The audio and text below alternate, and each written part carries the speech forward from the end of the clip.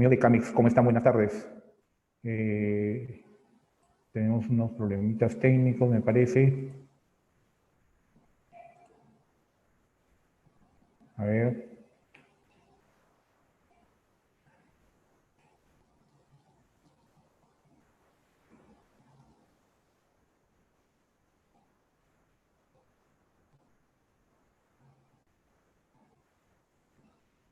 A ver, permítanme un segundo. No sé si me están escuchando, por favor, ¿alguien me puede confirmar? Ok, ¿y la pantalla se está viendo, por favor? Sí, no sé qué pasó acá. A ver, vamos a dejar de compartir esto. Ahí estamos, ¿me confirman? A ver, permítame, por favor, la PPT. Y ahora sí, yo creo que ya estamos, ¿verdad? Buenas tardes, ¿cómo están ustedes? Mil disculpas, por favor, el inconveniente técnico que se ha tenido. ¿Qué tal? ¿Cómo están? Quedamos en la charla del mediodía en los parámetros de riesgo crediticio, que existen tres riesgos o tres parámetros que se deben utilizar para la medición del riesgo crediticio. La probabilidad de incumplimiento, la severidad de la consecuencia de ese incumplimiento y la exposición en el momento del incumplimiento. Estos son parámetros que se deben utilizar y se van a utilizar muy estrictamente para la medición de los riesgos. ¿Ok? La probabilidad de incumplimiento. ¿Por qué me preocupa esta probabilidad de incumplimiento o PD? Porque requiere necesariamente la evaluación de la calidad crediticia del cliente. Y esto tiene que ver con un análisis, un buen análisis crediticio, tanto una evaluación objetiva como subjetiva. Ceñirse muy severamente a los requerimientos regulatorios de Basilea II, que los vamos a ver en adelante. ¿Por qué me preocupa la probabilidad de incumplimiento? Porque es el trabajo y negocio de las agencias de rating, las que te determinan en qué momento o cuándo es mayor el riesgo o menor el riesgo. A esto, cuando estudiamos el modelamiento del riesgo de crédito, es necesario porque hay la necesidad de información de los inversionistas y los gerentes de las empresas, que es acerca de la gestión del riesgo y las necesidades de financiamiento que cada una de las empresas solicitantes tengan en ese momento.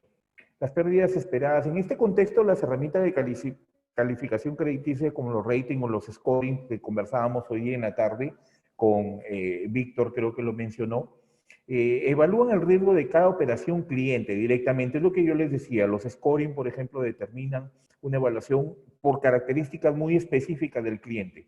Personalmente, no las comparto en la medida que sean aquellas quienes tomen finalmente la decisión final de otorgar o no otorgar el crédito. Sin embargo, son materia de apoyo al analista de crédito para tomar esa decisión. Los números, los resultados, las estadísticas que me brindan los scoring, los ratings, me permiten acrecentar la posibilidad de tomar una buena decisión. ¿Ok?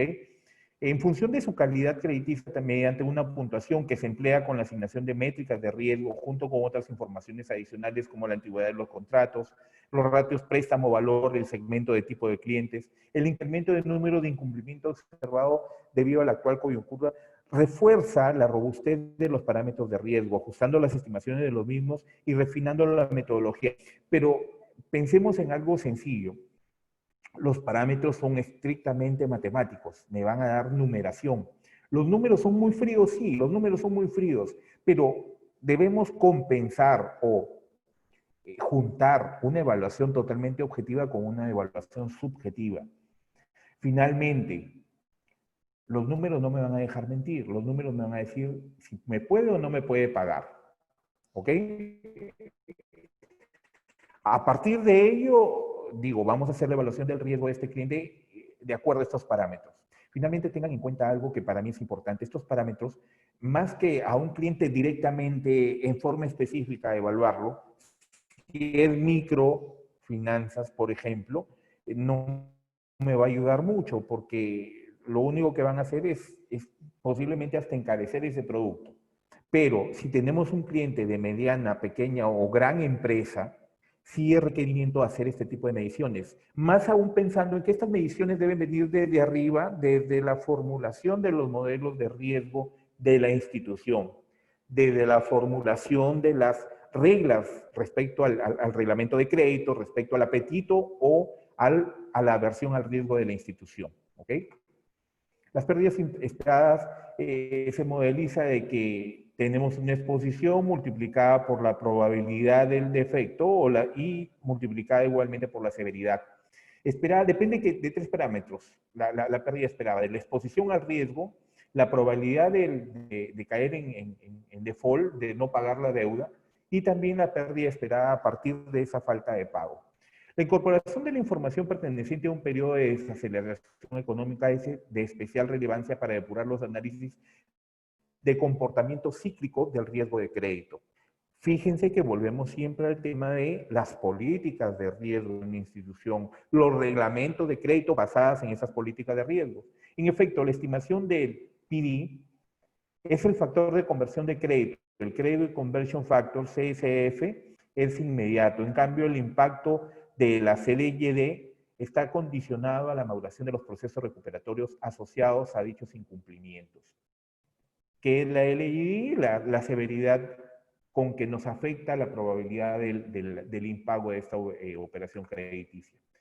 La probabilidad de incumplimiento es una medida de cualificación o de calificación crediticia que se otorga internamente a un cliente o a un contrato con el objetivo de estimar su probabilidad de incumplimiento en un año vista, en un año planificado. El proceso de obtención del API se realiza a través de herramientas de scoring y de rating. Scoring son herramientas con instrumentos estadísticos focalizados en la estimación de la probabilidad de incumplimiento en función de características propias del binomio contrato-cliente, lo que hablábamos, o sea, tenemos clientes de una edad determinada, de un sector económico determinado, de una forma de pago determinado, porque los scores también miden esa posibilidad de respecto a estadísticas previamente estudiadas de un grupo de clientes. Y están enfocadas en la gestión de crédito de tipo retail, consumos, por ejemplo, hipotecas, tarjeta de crédito de particulares, préstamos a negocios, pero préstamos a negocios desde un punto de vista más ligado a un destino de consumo que ligado a un destino de capital de trabajo de activo fijo. Existen diferentes tipos de scoring reactivos, de scoring. Hay reactivos, de comportamiento, proactivos y de buró, que tienen que ver con la forma de evaluación destinada a cada a ver, en realidad forma de evaluación es por llamarle muy coloquialmente, pero en realidad se refiere a la tecnología crediticia específica para un tipo de producto crediticio, para consumo, para capital de trabajo, para activo fijo, para crecimiento, para hipoteca, de acuerdo a lo que normalmente se utilizan en los scoring. Es lo que les decía ahora, ¿no? El ejemplo de las fintech que ahora otorgan créditos bajo medidas de scoring. O sea, si cumple tal y tal cual parámetro, se puede otorgar el crédito. Dentro del tema de los parámetros para la medición del riesgo crediticio, tenemos mucho sesgo respecto al tema estrictamente numérico. Por eso es importante que esto venga desde la parte de arriba, lo voy a volver a repetir, desde la elaboración de la política de riesgo de la entidad. Para los contratos ya incumplidos, un eje relevante es el tiempo transcurrido desde el incumplimiento del contrato. La recuperación de la deuda pendiente dado el incumplimiento será menor cuanto más tiempo lleve el contrato en mora. Y eso nos lleva nuevamente al tema estrictamente operativo, lo que les decía, el ejemplo que les decía. Juan Carlos, fulano de tal cliente tiene 120 días de mora, dame sus gestiones de cobranza. No las tengo. Y es estrictamente operativo tener que decirles, oye, pero si ahorita tiene 120 días de retraso, si tiene 90 días, si tiene 60 días de retraso, en algún momento tuvo un día de retraso. Y mira, que la gestión de la mitigación del riesgo no solamente pasa por una buena evaluación, no solamente pasa por una cobranza preventiva, pasa por todas aquellas acciones, les decía ahora, que tengan consecuencia en la probabilidad del impago de las operaciones crediticias otorgadas. Entonces, ¿qué es lo que dice esto? La recuperación de una deuda pendiente, dado el incumplimiento, o sea, ya, te dejó de pagar, La probabilidad de que te pague va a ser menor cuanto más tiempo lleve el contrato en mora. Tienes menos probabilidades que un cliente de 90 días te pague que un cliente de 2 días de retraso. Tienes menos probabilidades que un cliente de 120 días de retraso te pague que un cliente que tiene 5 días de retraso.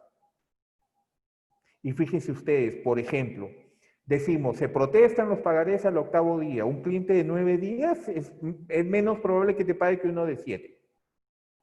Así de específico tiene que ver esto, la medición de los parámetros, la gestión de la mitigación de riesgos. A efectos de cómputo de pérdida esperada y de capital económico, a los contratos no morosos también se les imputa una severidad. Hay que poner, es como la provisión que se otorga también a créditos que están en condición de normales en su calificación crediticia en el sistema financiero.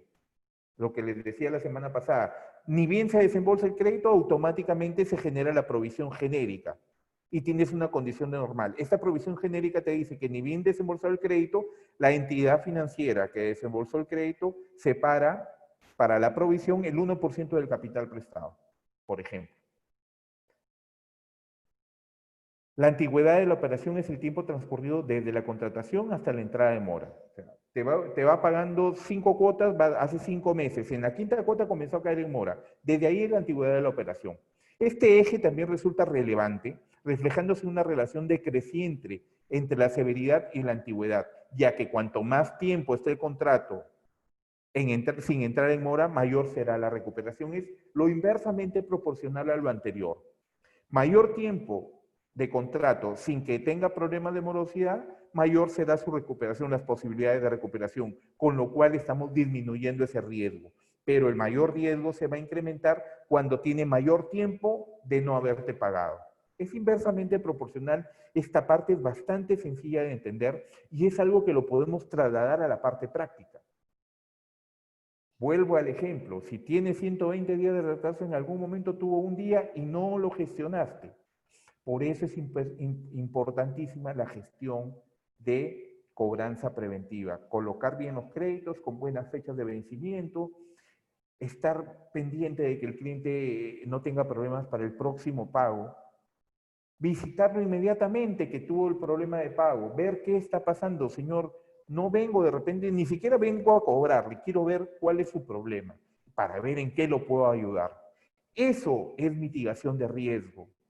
Más allá de los números, más allá de la política de crédito, más allá de la política de riesgos que tenga la institución.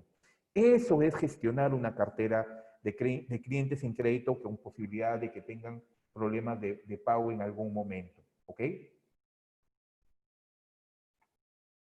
La gestión del riesgo de crédito. El riesgo de crédito como un eje principal. Camina hacia una pérdida potencial posiblemente, el riesgo del crédito, la pérdida potencial, ocasionada por el hecho de que un deudor o la contraparte a quien le otorgas el crédito no cumpla.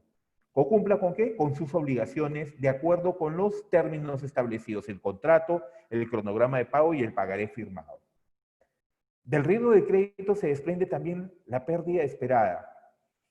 La pérdida esperada es el primer elemento del crédito, del riesgo de crédito. O sea, yo sé que al otorgar un crédito tengo una pérdida que podría darse, es una pérdida esperada.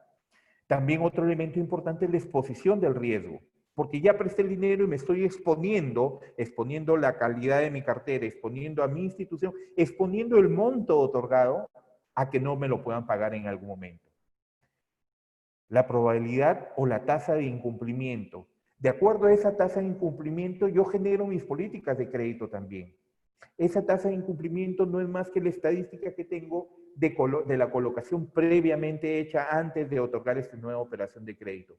Y también, dentro de la pérdida esperada, debe considerarse la severidad, o sea, la consecuencia grande, poca, pequeña o mucha que pueda tener el que alguien no me pague el crédito. Y estoy hablando en términos estrictamente individuales, de una operación de crédito. También tenemos dentro de este modelo de la gestión del riesgo de crédito, la pérdida inesperada. Es la desviación que se produce entre las pérdidas crediticias experimentadas ex post y la pérdida esperada. O sea, después de que gestionaste tu crédito, tuvo clientes que pagaron puntual y hay clientes que no pagaron puntual. Es la pérdida esperada, los que no pagaron puntual contra los que me están cumpliendo.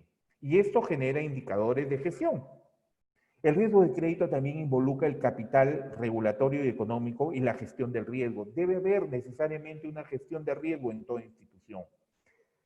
El riesgo de crédito es la posibilidad de incurrir en una pérdida si la contrapartida de una transacción no cumple plenamente las obligaciones financieras acordadas por el contrato a su debido tiempo, en forma o cuantía.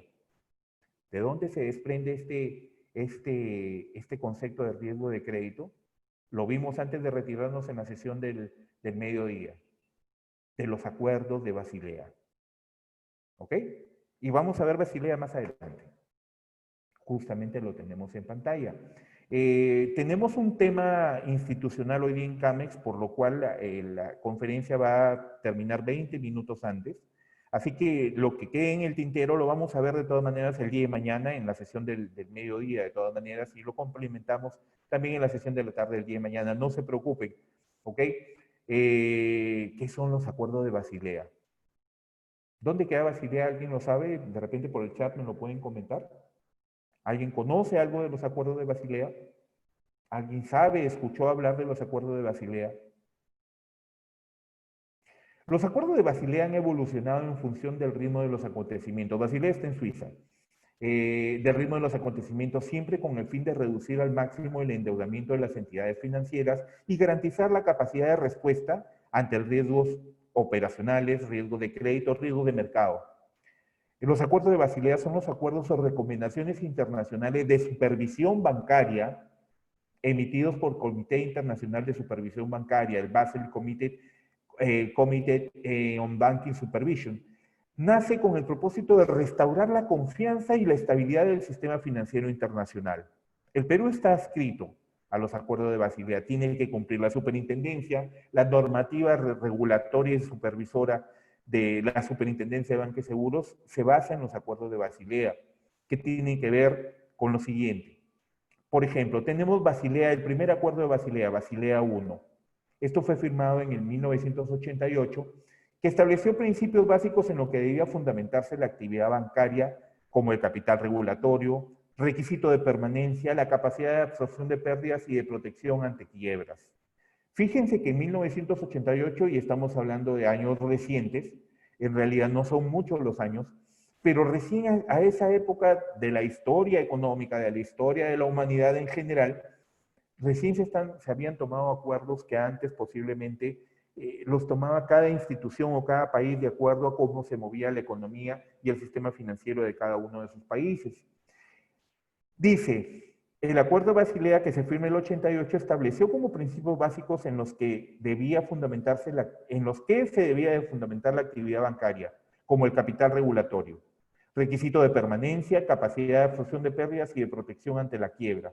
Este capital debería ser suficiente para hacer frente a los riesgos de crédito, mercado y tipo de cambio. El acuerdo establecía también que el capital mínimo de una entidad bancaria debería ser por lo menos el 8% del total de sus activos en riesgo, crédito, mercado y tipo de cambio sumados. Basilea I tiene este siguiente resumen. Como principio, tener capital suficiente para absorber pérdidas. Es decir, que las instituciones financieras tengan la posibilidad de tener espaldas anchas para respaldar la posibilidad de las pérdidas ante el impago de los créditos que tenga en cartera.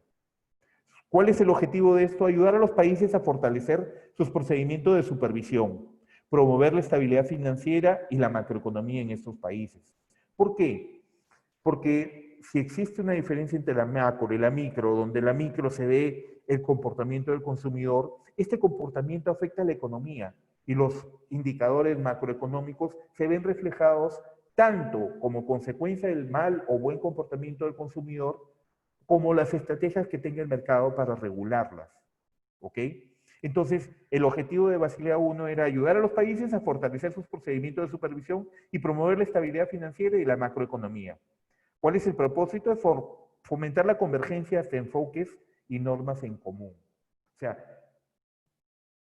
que China no tenga diferentes normas regulatorias que Japón, que Perú no tenga diferentes o muy lejanas normas regulatorias y supervisoras en el sistema financiero que Ecuador, que Chile, que Colombia, que Centroamérica, que México, ¿ok? Eso es el propósito de Basilea, converger. Que todos piensen lo mismo, que todos actúen de la misma forma. ¿Hacia dónde también apuntaba esto? A que si las economías internas se vuelven dinámicas por un buen funcionamiento del sistema financiero, este dinamismo y buen funcionamiento de sus sistemas financieros en forma individual permitan realizar negocios internacionalmente hablando también. Entonces, es como si lo que yo uso acá también me queda en otro país. Así de sencillo. Es como si dijéramos, uso el dólar acá y uso el dólar en Ecuador, uso el dólar en Colombia. No necesito el sol peruano o el peso mexicano para actuar. O la regulación que me permite hacer los tipos de cambio y adecuar las monedas me permite realizar negocios tranquilamente. Porque me respaldan las normativas de Basilea que son en común para todos los países dentro de sus sistemas financieros. Basilea II se aprobó el 2004, aunque en España se llegó a aplicar recién hasta el 2008. Desarrollaba de manera más extensa el cálculo de los activos ponderados por riesgo y permitía que las entidades bancarias aplicaran calificaciones de riesgo basadas en sus modelos internos, siempre que estuviesen previamente aprobadas por el supervisor, la superintendencia de cada uno de los países. En este acuerdo incorporaba, por lo tanto, nuevas tendencias en la medición y el seguimiento de las distintas clases de riesgo. Se puso mucho énfasis en metodologías internas, la revisión de la supervisión y la disciplina del mercado. Lo que sucede es que teniendo normas claras, desarrollando modelos de riesgo homogéneos y similares para todas las economías, vamos a apuntar a que tenemos un sistema financiero internamente hablando, ordenado, dinámico y sobre todo disciplinado, que permita realizar operaciones financieras con las mínimas posibilidades de riesgo de pérdidas para las instituciones y para las personas. Basilea II fue aprobada en el 2004. El principio de este acuerdo de Basilea II es que toda entidad debe tener recursos suficientes para absorber las pérdidas de su actividad. Es muy similar al principio de Basilea I. El objetivo es enfrentar el riesgo de una forma más global y adecuar el capital regulatorio y fomentar la igualdad para competir, que haya disciplina, que todas las condiciones para realizar negocios financieros dentro de un país, negocios que involucren al sistema financiero sean iguales para todo el mundo. El propósito era la creación de un estándar internacional que sirva de referencia para la regulación bancaria. Vamos a escuchar en el devenir de nuestro trabajo profesional Basilea II, porque es quien fue el catalizador de toda la actividad. Vamos a ver las diferencias que pueden tener entre el 1, el 2 y el 3. Sin embargo, Basilea II es el que maneja en la actualidad precisamente el devenir, el desarrollo de la actividad financiera en los países. El acuerdo de Basilea III, que se aprueba en el 2010, miren los años de diferencia. Y fíjense que aquí hay un tema muy importante que lo veíamos en la gestión, en la GIR, en la gestión integral de riesgos, la revisión permanente de las normas. Hay cada cierto número de años la revisión de estas normas.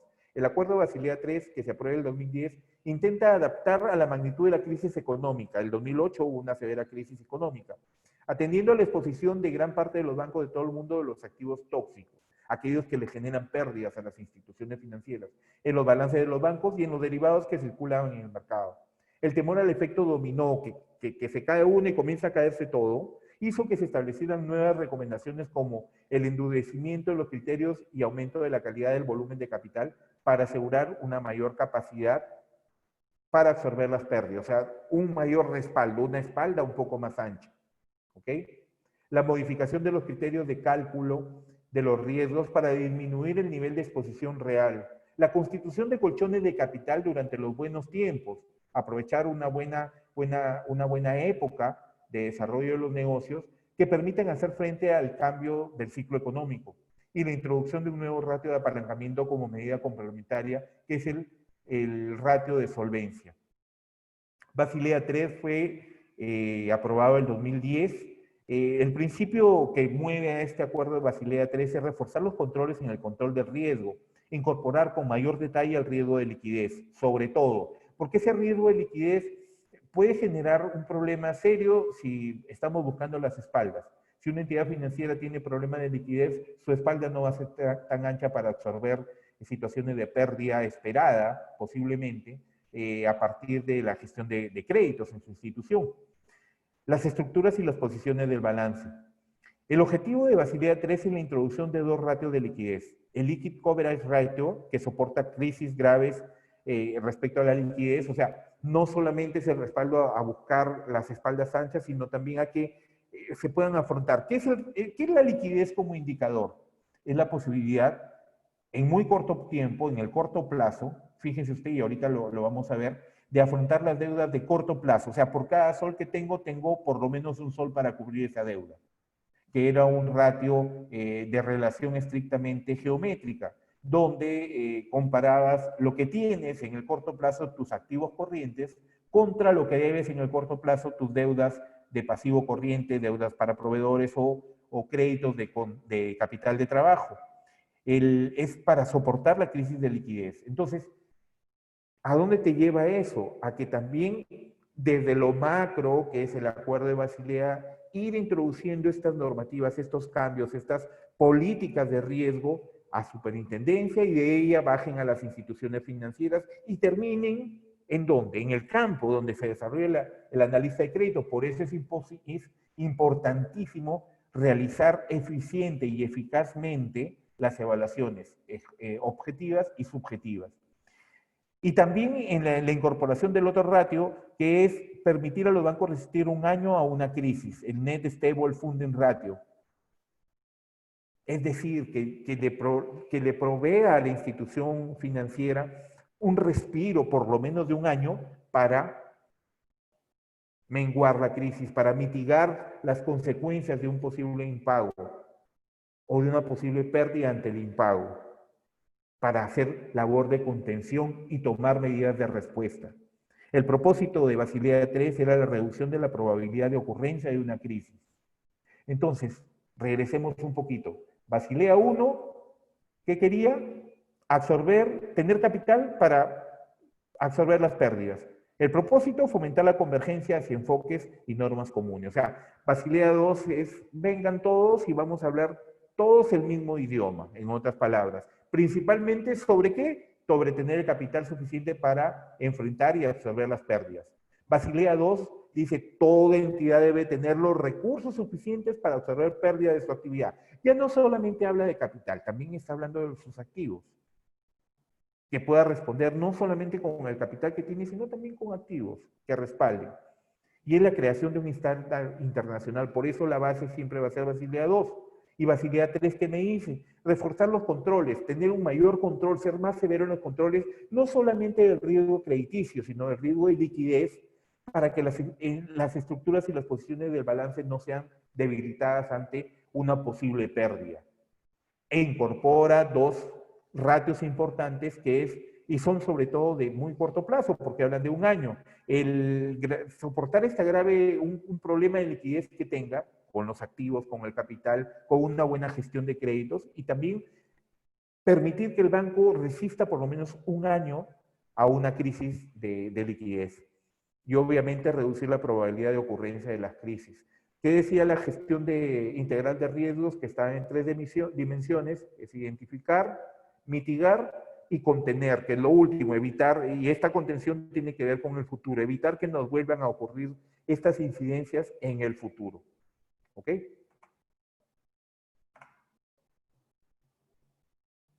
Aquí hay un tema, de verdad que es importantísimo que lo veamos también, sobre los tres pilares de los acuerdos de Basilea. Se asientan en tres pilares. Primero, los requerimientos cuantitativos, cantidad, dinero, números, ¿ok? Medida de activos, pasivos, provisiones, capital. Todo aquello que podamos medir, requerimientos cuantitativos. Es decir, que el primer pilar de los acuerdos de Basilea es tener la capacidad de poder medir todos los indicadores de la gestión de mi empresa, de mi entidad financiera en este caso. Medida de activos, medida de pasivos, cuánto tengo, cuánto debo, cuánto debo guardar por si acaso no me paguen, con qué capital cuento, los principales indicadores. Todas las entidades bancarias deben tener una provisión técnica mínima con respecto a su exposición crediticia, es decir, que deben disponer de un capital mínimo en caja. Un ejemplo que les podría dar respecto a eso es la provisión de genérica, el 1%, por lo menos. Por este motivo, según sus características específicas, cada entidad debe someterse a un proceso de estandarización de datos y procesos para ofrecer garantía frente a la exposición al riesgo operacional, frente a la exposición al riesgo crediticio y frente a la exposición al riesgo de mercado. Es decir, tener la posibilidad de que puedes controlar tus indicadores con la obligación de que ante la posibilidad de riesgo en cada uno de estos indicadores que te puedan someter a una posible pérdida por riesgo de crédito, riesgo operacional o riesgo de mercado, tú tengas la posibilidad de, no, mira, yo estoy midiendo, no te preocupes, estoy midiendo, ese es estándar a nivel internacional, las mediciones que hago me van a permitir afrontar la posibilidad de pérdidas ante riesgo crediticio, operacional o de mercado. Es decir, que toda la información que tú tengas, la tengas monitoreada permanentemente, la tengas chequeada permanentemente, que sepas cómo van tus números en tal o cual indicador, en activos, en pasivos, en capital, en provisiones. Ese es un requerimiento principal, el primer pilar de los acuerdos de Basilea. El cálculo correcto del nivel de riesgo viene determinado por variables precisas que dependen de un ecosistema de datos, una conjunción de datos, que están dispersos en muchas ocasiones y que pueden verse alterados en cualquier momento. Por eso es importante el control permanente, el chequeo permanente, la evaluación permanente, cómo vamos, qué está pasando acá, ha subido, ha disminuido, cómo va el avance de este indicador. El día a día en la actividad bancaria puede hacer que estos datos se dupliquen, se vuelvan inconsistentes, se invaliden los datos por una mala toma de información, que sean incompletos o hasta inclusive no se tomaron nunca los datos. Para poder hacer el cálculo es necesario tener controlados los datos y los procesos de los que se dependen. La información errónea o incompleta supone una dificultad para el modelado y el análisis de riesgo. En incumplimiento de este pilar, supone la aplicación de sanciones y medidas coercitivas, así como el incremento de coeficiente de caja.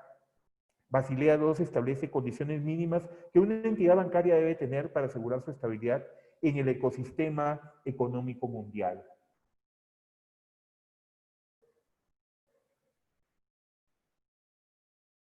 El segundo pilar, el proceso de supervisión y revisión cualitativa. La jurisdicción de cada país mantiene un sistema de vigilancia para garantizar que sus bancos cumplen las reglas y requisitos pertinentes a la utilización de las opciones, incluidos cualesquiera descuentos, límites y restricciones asociados. Este proceso incluye requisitos de información sobre los tipos de datos, sus relaciones de dependencia, el modo y frecuencia en lo que esta información debe ser facilitada y la forma en que se utilizarán los datos. Esto tiene que ver con la supervisión y la regulación de la super, que te hace auditorías semestrales posiblemente, que te hace auditorías no menos de una por lo menos al año, y es la obligatoriedad de estas instituciones brindar esta información. No puedes cerrar tu información. Generarías niveles de discrepancia con la superintendencia, de sospecha ante la posibilidad de una mala gestión, de sospecha ante la posibilidad de que tu cartera no esté bien, pero sin embargo, dada la tecnología con la que se manejan hoy en día los sistemas, permite a la misma superintendencia que tenga controles prácticamente online de lo que está sucediendo dentro de las instituciones. ¿Ok? Y esto tiene que ver con la revisión permanente, no solamente de resultados, ojo, sino que estos resultados reflejen el buen uso, la buena determinación, el buen cumplimiento de los reglamentos internos de crédito. Si no, ¿para qué se hicieron los reglamentos? Entonces, esta evaluación, esta medición de parte del ente regulador y supervisor no va sobre específicamente tus resultados, sino a que si estos resultados están respaldados por un buen uso, un buen cumplimiento de los reglamentos de créditos y de las políticas de riesgos que tienen las instituciones financieras. El tiempo se nos está acabando de acuerdo a lo que me habían indicado hoy en CAMEX. Vamos a continuar con este tema y vamos a dar una repasada sobre todo esto de los pilares que creo que es lo más importante respecto a los acuerdos de Basilea y que tengamos muy en claro, porque de repente ustedes me dirán, y aquí, ¿a mí qué me importa? Pues yo como analista de crédito no le voy a tener que indicar, yo creo que sí. Yo creo que sí es importante que tengamos esto como el marco en donde nos desarrollemos para las evaluaciones crediticias. Juan Carlos, que me tengo que acordar de Basilea cuando hago la evaluación, sí. Pero ¿sabes cómo te vas a acordar de Basilea? ¿Por qué? Porque suponemos, asumimos, estamos seguros, que los reglamentos de crédito, los reglamentos o las normas de riesgo de una institución están basadas precisamente en Basilea. Entonces, ¿qué es lo importante de esto? ¿Saberse al detalle Basilea? Sí, también es bueno, pero es mejor saber al detalle y cumplir sigilosamente, estrictamente los reglamentos de crédito y de riesgo de nuestras instituciones para evitar las posibles pérdidas, para evitar caer en esa definición medio tenebrosa de Basilea respecto al riesgo crediticio. Siempre es un gusto estar con ustedes. Mañana estamos regresando al mediodía, a las 12 del día, tenemos la continuación del curso de riesgo crediticio y la culminamos también a las 5 de la tarde, de 5 a 6. Sin embargo, también mañana tenemos el seminario de dirección de empresas familiares a partir de las 4 de la tarde, de 4 a 5. Les vuelvo a repetir, siempre es un gusto estar con ustedes. Espero que se encuentren siempre bien y que Dios les bendiga. Nos vemos el día de mañana.